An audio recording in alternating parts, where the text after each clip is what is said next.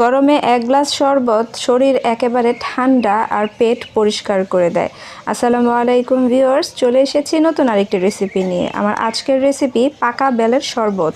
সংরক্ষণ সহ কিভাবে সহজ উপায় তৈরি করবেন আর শরবত তৈরি করার পরে যাতে তিতা না লাগে সেই টিপসও দিয়েছি। তো চলুন রেসিপিটি শুরু করি।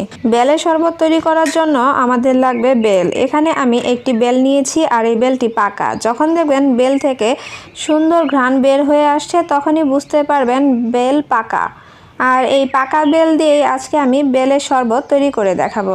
আমি একটি চাকুর অপর পাশ দিয়ে এটাকে বাড়ি দিয়ে ফাটিয়ে নিয়েছি। আপনারা দেয়ালে বাড়ি দিয়েও এটাকে ফাটিয়ে নিতে পারেন। তো আমি ফাটিয়ে নিয়ে মাঝখান থেকে দুই ভাগ করে নিয়েছি। এখন একটি চামচ দিয়ে বেলের যে পাল্পগুলো আছে সেগুলোকে আলাদা করে নিতে হবে। বেলের যে শক্ত অংশটার সাথে পাল্পগুলো থাকে সেটাই কিন্তু খেতে বেশি মজার হয়। আর এভাবে করেই আমি সম্পূর্ণ বেলের পাল্পগুলো আলাদা করে নেব।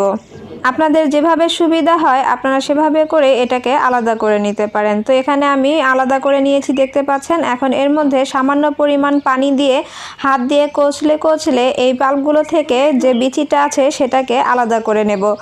আর এই কাজটা হাত দিয়েই করতে হবে। এখানে আমি অল্প অল্প পানি দিয়ে বেলের যে পাল্পগুলো আছে সেটাকে নরম করে নিয়েছি। এখন একটা ছাঁকনি দিয়ে চেলে এটাকে বিচি থেকে আলাদা করে নেব। আলাদা করার পর এই বিচিটাকে ফেলে দেব। আর এই বিচিটা সহকারে যদি ব্লেন্ডার করতাম তাহলে কিন্তু বেলের শরবতটা তিতা লাগতো। তো আমি পারফেক্ট স্বাদ রেখেই এভাবে করে বেলের শরবতটা তৈরি করে দেখাবো। তো এখানে আমি দেখুন এভাবে চেলে নিয়েছি আর এখানে কোনো বিচি অথবা আঁশ নেই, সেটাকে আমি আলাদা করে ফেলে দিয়েছি। চাইলেই এভাবে করে একটা এয়ারটাইট বক্সে রেখে ডিপ ফ্রিজে রেখে দিয়ে 7 দিন পর্যন্ত সংরক্ষণ করতে পারেন। তবে ফ্রেশ জিনিস কিন্তু বেশ মজার হয় আর খেতেও ভালো হয়, পুষ্টিগুণও ভালো থাকে। তো আমি এভাবে করে 2 দিনের জন্য সংরক্ষণ করে রেখে দিচ্ছি। এটাকে আমি এক সাইডে রেখে দেব। আর যে বাকি অংশটা আছে সেটার মধ্যে আমি দিয়ে দেব স্বাদমতো চিনি। এখানে আমি বড় চামচের 1.5 চামচ চিনি দিয়েছি আর দিয়ে দিচ্ছি সামান্য পরিমাণ বিট লবণ। চাইলে আপনারা এখানে সাদা লবণটাও দিতে পারেন। দিয়ে এখানে পরিমাণ মতো পানি দিয়ে এটাকে একটা চামচের সাহায্যে গুলিয়ে নিতে হবে। এখানে আপনারা আপনাদের ইচ্ছে অনুযায়ী পানিটা অ্যাড করে দিবেন। যারা ঘন পছন্দ করেন তারা অল্প পানি দিয়ে এই শরবতটা তৈরি করে নেবেন, আর যারা পাতলা পছন্দ করেন তারা একটু বেশি পানি দিয়ে এই শরবতটা তৈরি করে নিতে পারেন। আপনাদের পছন্দ অনুযায়ী যেভাবে ভালো হয় ঠিক সেভাবে করে আপনারা তৈরি করে নিতে পারেন। তো আমি একদম বেশি পাতলাও না আর বেশি ঘনও না, সেই পর্যায়ে রেখে এই শরবতটা তৈরি করে নিয়েছি, দেখতে পাচ্ছেন। এখন এটাকে আমি গ্লাসে সার্ভ করব। আমি এখানে 2টা কাচের গ্লাসে সার্ভ করে দেখাচ্ছি। আপনারা যে কোনো গ্লাসে নিয়ে এটাকে খেতে পারেন।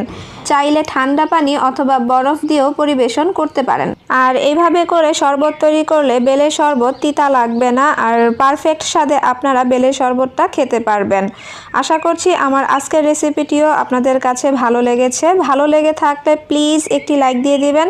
আর এরকম নতুন নতুন রেসিপি পেতে প্লিজ আমার চ্যানেলটি সাবস্ক্রাইব করে পাশে থাকবেন। আর সাবস্ক্রাইব করলে পাশে থাকা বেল আইকনটি বাজিয়ে দিবেন। এতে করে যখনই আমি ভিডিও ছাড়বো সবার আগে পৌঁছে যাবে আপনাদের কাছে। সবাই ভালো থাকবেন। আল্লাহ হাফেজ।